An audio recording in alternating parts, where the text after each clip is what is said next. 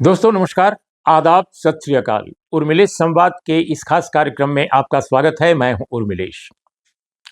दोस्तों, ये Lawrence Bishnoi gang, ये नाम सुनते सुनते लोग इस कदर वाकिफ हो चुके हैं कि ऐसा लगता है कि इस वक्त इस देश में सबसे अगर कोई आक्रामक, सबसे ज्यादा कोई भयानक गैंग काम कर रहा है तो वो लॉरेंस बिश्नोई का है। लेकिन आपको अचरज होगा कि लॉरेंस बिश्नोई कई सालों से जेल में है। अब अगर वो जेल में बंद है तो जेल में बंद एक अपराधी, एक गैंगस्टर कैसे ऑपरेट कर रहा है, वो कैसे जहां चाहता है वहीं कुछ करा देता है, देश क्या विदेश में भी करा देता है। उसके गुर्गे और उसके जो सो कॉल्ड जो उसके जो लेफ्टिनेंट हैं वो पता चला कि अमेरिका में बैठे हुए हैं। वो कहीं कुछ भी करा सकता है। इतनी ताकत उसने कैसे बटोर लिया इतने कम दिनों में, ये बहुत सोचने की बात है।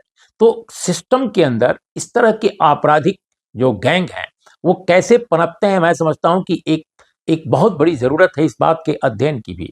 अब दिलचस्प बात है कि अपने देश की जो सरकारें हैं वो चाहे पहले की सरकार हो अब की सरकार हो, हम सबकी बात कर रहे हैं, वो अपने पड़ोस के जो देश हैं उनके साथ मैत्री संबंध, बेहतर रिश्ते बनाने में काफ़ी ऐसा लगता है कि हेजिटेंट होती हैं। लगता है कि जैसे वो पड़ोसी देश के साथ डायलॉग कर लेंगी किसी मुद्दे पर तो बड़ी मुश्किल हो जाएगी।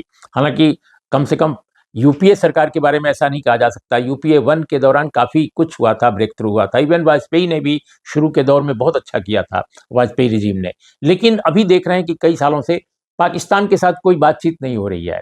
अब बांग्लादेश में अभी एक समस्या पैदा हो गई कि वहाँ की सरकार चली गई, प्रधानमंत्री वहाँ की हटा दी गई। तो अब नई सरकार जो वहाँ आई है उसके साथ अभी डायलॉग नहीं है। बहुत सारा जो जो डायलॉग है वो बहुत ही इनफॉर्मल किस्म का है, कोई फॉर्मल नहीं है।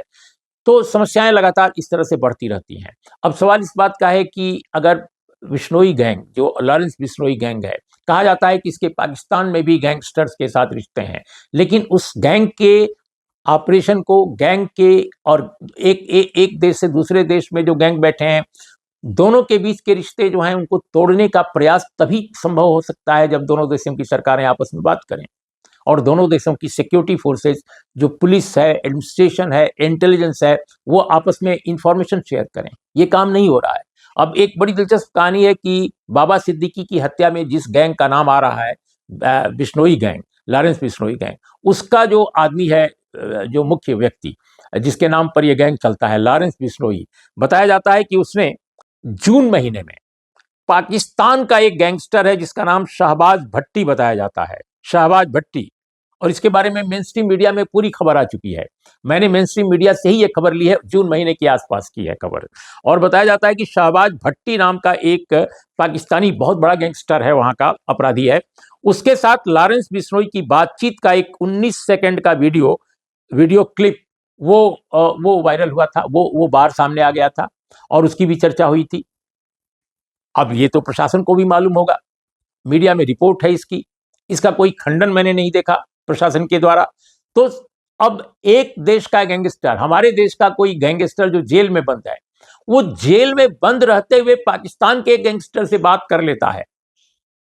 लेकिन कितने अचरज की बात है कि जो सिस्टम चलाने वाले लोग हैं अपने देश के और उस देश के, वो दोनों आपस में बात नहीं करते हैं।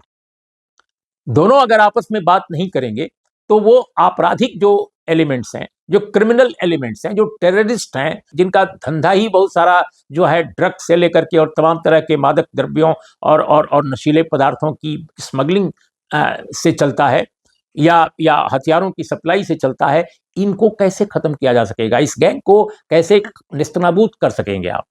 तो मुझे लगता है कि अपने देश की सरकार को, मैं दूसरे देश की सरकार को तो कह नहीं सकता, लेकिन अपने देश की सरकार को एक नागरिक होने के नाते, एक जर्नलिस्ट होने के नाते मैं जरूर कहूंगा कि अगर आपने रिश्तों को हमेशा के लिए स्थगित रखा और बातचीत ही न की, दरवाजे हमेशा बातचीत के बंद रहे, तो मैं समझता हूं कि इससे आतंकी गतिविधियों को, आपराधिक गतिविधियों को, गैंग जो हैं यहाँ के और वहां के दोनों के रिश्तों को तोड़ पाना बहुत कठिन है।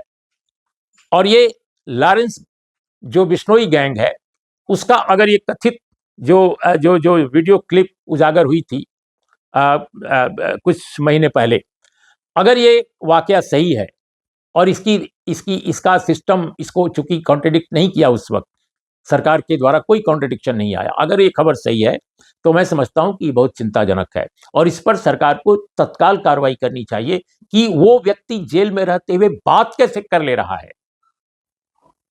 आप पता चला कि जेल में बंद लोगों को दवाएं नहीं मिलती हैं, जो जेन्युइन लोग हैं, जो ईमानदार लोग हैं, जिनको राजनीतिक कारणों से गिरफ्तार किया गया है, उनको अखबार नहीं मिलता, उनको सुविधाएं नहीं मिलती हैं। अगर कोई विकलांग कैदी है और राजनीतिक कारणों से गिरफ्तार किया गया है तो उसको टॉयलेट की सुविधा नहीं है किसी विकलांग व्यक्ति को, और वो उसी में बेहाल हो जाता है, उसकी हेल्थ गिरती जाती है, उसको तरह तरह की बीमारियां हो जाती हैं। लेकिन ये सिस्टम आखिर ये दरियादिली कैसे दिखाता है एक गैंगस्टर के लिए, ये बात समझ से बाहर की है। तो जरूर कोई सिस्टम में ऐसी खामी है जिसका दुरुपयोग कर रहे हैं सारे के सारे इस तरह के अपराधी, और वो अपना कारोबार चला रहे हैं। मैं नहीं जानता कि ये बिश्नोई गैंग का हाथ है कि दूसरा कोई गैंग का हाथ है, ये पॉलिटिकल मामला है या सलमान खान के से उनकी नज़दीकियों के कारण बाबा सिद्दीकी की हत्या हुई है, या स्लम के पुनरुद्धार या स्लम एरिया में कामकाज को फिर से पुनर्जीवित करने के किसी प्रोजेक्ट का कोई झगड़ा है। Nobody knows. बहुत सारी कहानियां आई हैं, इन कहानियों में कौन सी कहानी सही है ये मुंबई पुलिस ही सामने ला सकेगी।